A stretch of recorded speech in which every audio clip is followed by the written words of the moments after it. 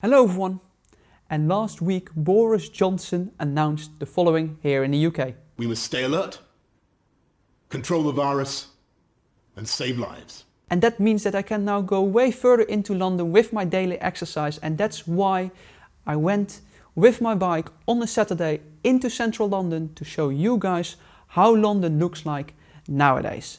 But before we start there, I must say there are some changes that the government is putting into place to make it even more attractive for cyclists to cycle into London. And I'm saying even more attractive, but before, London wasn't that attractive to cycle at all.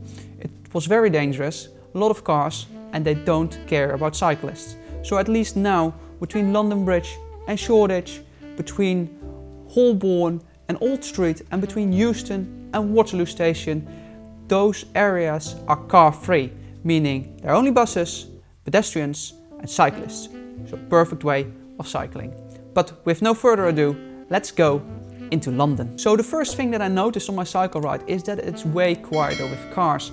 Some local authorities already closed down some major roads to make sure that those are only accessible for cyclists. And then when we went into Shoreditch, those shops are normally open, loads of people on a Saturday and markets going on, nothing.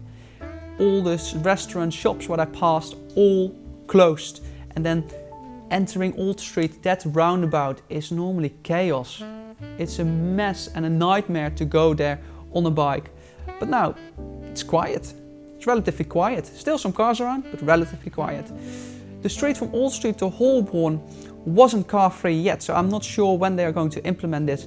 But again, quiet. I didn't even notice that I already reached Holborn. And from there, we're going onto Oxford Street.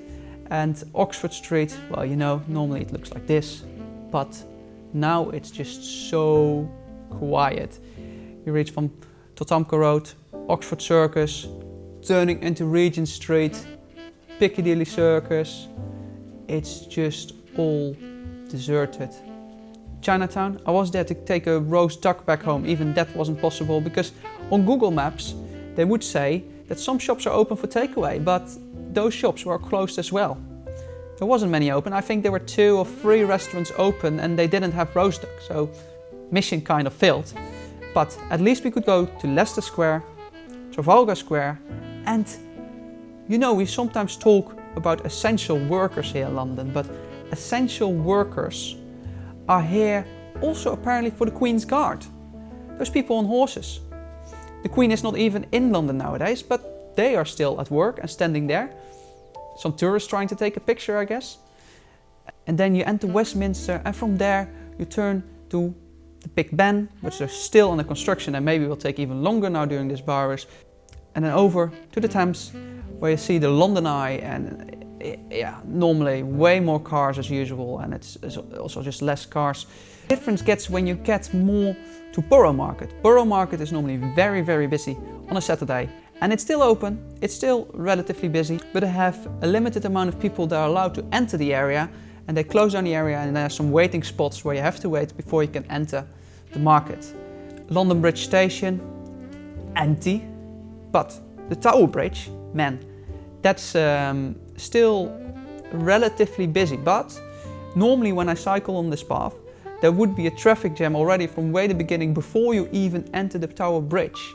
And that's not the case now. It's just the traffic is moving all the time and you still have some space as a cyclist. But yeah, that's how central London looks now from a cyclist perspective. I must say, it's a way better place for cyclists.